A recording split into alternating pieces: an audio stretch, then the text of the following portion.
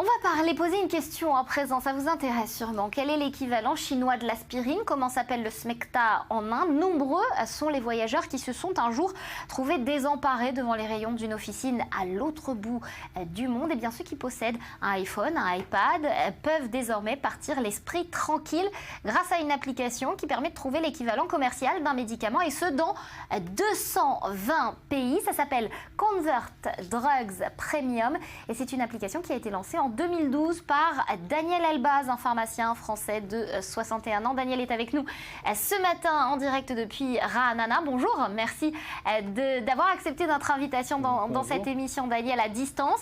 Alors au total, votre base de données, elle recense 1,5 million de noms commerciaux de médicaments qui correspondent à 8000 substances actives. C'est énorme. Comment est-ce que vous avez réussi à mettre tout ça au point?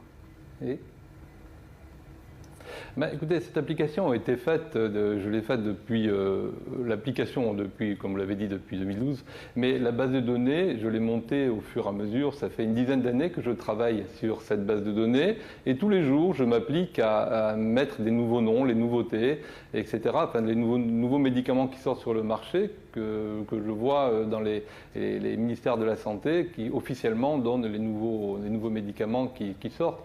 Et comme vous dites, 1,5 million, c'est une grosse base de données, c'est beaucoup de travail, effectivement. Alors au total, l'application elle est capable de jongler avec 11 langues pour le moment, dont l'hébreu, le chinois, le thaï, le russe également. Comment vous est venue cette idée? Oui.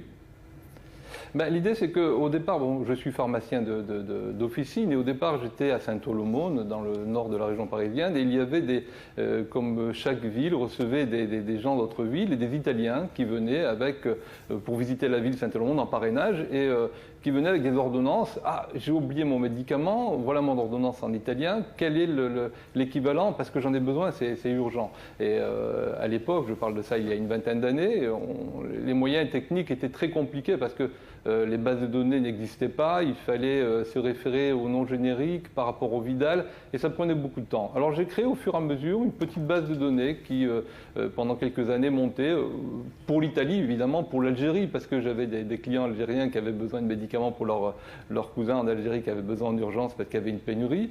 Et arrivé en Israël, évidemment, ici, avec tous les Olim Pradeshim qui viennent de beaucoup de pays, on me posait la question, je viens d'Argentine, est-ce que tu sais quel est l'équivalent en Israël de ce médicament? Et donc j'ai eu l'idée de faire une base en multilangage, évidemment, parce que c'est important quand on arrive en Chine avec son médicament, de dire... Et ouais, on a tous été plus ou moins confrontés à ce genre de questions. Alors l'avantage majeur de votre application, c'est qu'elle ne nécessite pas de connexion Internet, puisque les données sont directement stockées dans l'application, pas besoin d'Internet, donc c'est très pratique pour les touristes. Très rapidement, vous avez eu quoi comme retour?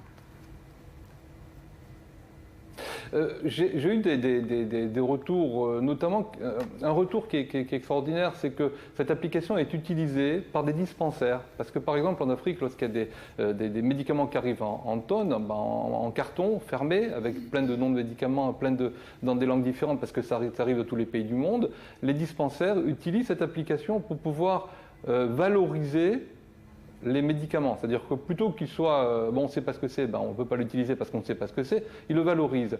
Et donc là, concrètement, c'est quelque chose qui permet de valoriser cette base de données et de voir qu'elle est vraiment efficace.